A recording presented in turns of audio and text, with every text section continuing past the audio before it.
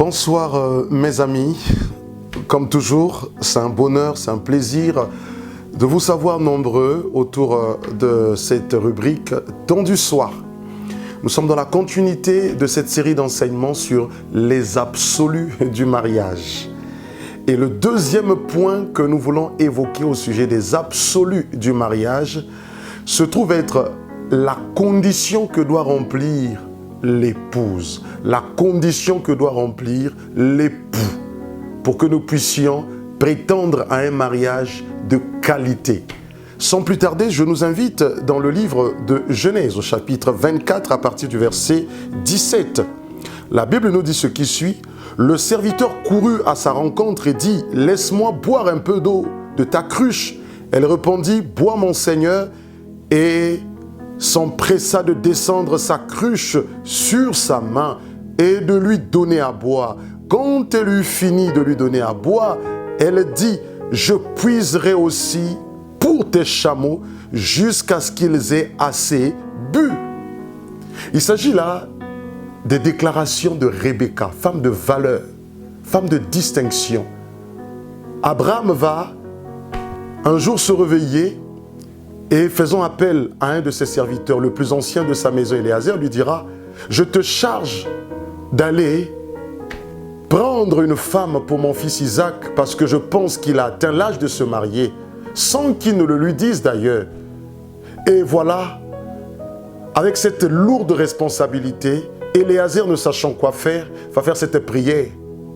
Il dit « Sur mon chemin, la femme que je rencontrerai, à qui je demanderai à boire, si d'elle-même, elle s'imagine aussi que mes chameaux, les chameaux qui m'accompagnent dans la mission, ont besoin de s'abreuver tout de même. » Il dit, c'est cette femme que je prendrai pour le fils à mon Seigneur.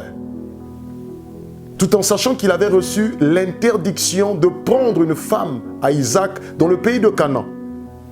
Et il arrive autour de ce puits. Il va rencontrer Rebecca. Et ça a été clair. Il va poser la question à Rebecca, demander à boire à Rebecca. Et Rebecca fait descendre sa cruche, lui donne de l'eau.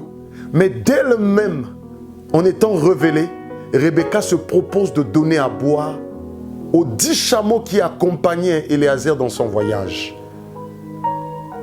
Quel est le message que nous voulons saisir ce soir? Dans le mariage, il nous faut avoir le profil idéal. Parce que le mariage, c'est une histoire de vie, ou de mort d'ailleurs. La femme avec qui je suis censé me marier, l'homme avec qui je suis censé partager toute ma vie jusqu'à ce que je retourne dans l'éternité, doit être capable de donner à boire, non seulement au Seigneur, mais aussi de donner à boire aux chameaux. Donc il faut que la femme que tu as appelé à épouser, l'homme que tu as appelé à épouser, parvienne à donner à boire à Christ, à donner de l'eau qu'il y a dans sa cruche à Dieu et de donner aussi à boire aux 10 chameaux. La cruche symbolise notre vie. Il est question ici de s'assurer que le profil que j'ai ciblé, c'est un profil qui parvient facilement à donner à boire au Seigneur.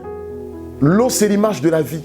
Donc, l'eau qu'il y a dans ma cruche, je dois être en mesure de la disposer à Dieu. Et ça ne doit pas s'arrêter là.